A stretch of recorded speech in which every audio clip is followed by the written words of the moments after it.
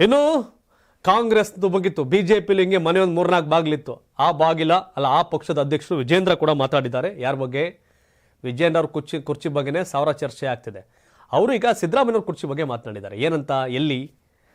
ಮುಖ್ಯಮಂತ್ರಿ ಸಿದ್ದರಾಮಯ್ಯ ಜಾತಿ ಗಣತಿಯನ್ನ ಚುನಾವಣೆಗೋಸ್ಕರ ಅವಸರದಲ್ಲಿ ಮಾಡಿಸಿದ್ರು.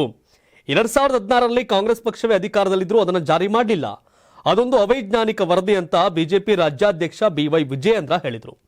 ಸುತ್ತೂರು ಶ್ರೀಗಳ ಆಶೀರ್ವಾದ ಪಡೆದ ಬಳಿಕ ಮಾಧ್ಯಮ ಪ್ರತಿನಿಧಿಗಳೊಂದಿಗೆ ಮಾತನಾಡಿದ ವಿಜಯೇಂದ್ರ, ಜಾತಿ ಗಣತಿಯನ್ನ ಒಕ್ಕಲಿಗ ಮತ್ತು ವೀರಶೈವ ಲಿಂಗಾಯತ ಸಮುದಾಯಗಳು ವಿರೋಧಿಸುತ್ತಿವೆ.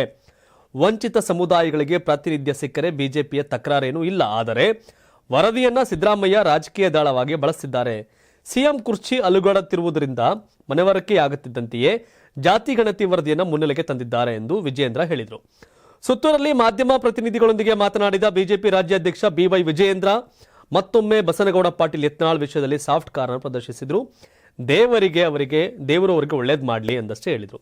ಕೊಪ್ಪಳದಲ್ಲಿ ಮೊನ್ನೆ ವಿಜಯೇಂದ್ರ ಅವರು ರಮೇಶ್ ಜಾರಕಿಹೊಳಿ ವಿಷಯದಲ್ಲಿ ಮಾತನಾಡಿದ ಹಾಗೆ ತನ್ನ ಬಗ್ಗೆ ಮಾತನಾಡಿದರೆ ಪರಿಣಾಮ ನೆಟ್ಗಿರೋದಿಲ್ಲ ಅಂತ ಯತ್ನಾಳ್ ಹೇಳಿದರು. ಆ ಮಾತಿಗೆ ಪ್ರತಿಕ್ರಿಯಿಸುವ ವಿಜಯೇಂದ್ರ, ಬಹಳ ಸಂತೋಷ, ದೇವರವರಿಗೆ ಒಳ್ಳೇದು ಮಾಡಲಿ ಅಂತ ಹೇಳಿದರು. ಹೌದು, ವಿಜಯೇಂದ್ರ ಅವರು ರಮೇಶ್ ಜಾರಕಿಹೊಳಿ ವಿಚಾರದಲ್ಲಿ ತೋರಂಥ ಧೈರ್ಯವನ್ನು ಯತ್ನಾಳ್ ವಿಚಾರದಲ್ಲಿ ತೋರಕ್ಕೆ ಸಾಧ್ಯ ಇಲ್ಲ. ಯಾಕೆಂದರೆ ಯತ್ನಾಳ್ಗೆ ಬಿಜೆಪಿ ಹೈಕಮಾಂಡ್ ಬೆಂಬಲ ಇದ್ದಂಗೆ ಕಾಣ್ತಿದೆ. ಹಾಗಾಗಿ ಯತ್ನಾಳ್ ಪದೇ ಯಡಿಯೂರಪ್ಪನವ್ರ ವಿರುದ್ಧ, ವಿಜಯೇಂದ್ರ ವಿರುದ್ಧ ತೊಡೆಯನ್ನು ತಟ್ಟುತ್ತಾನೆ ಇರ್ತಾರೆ.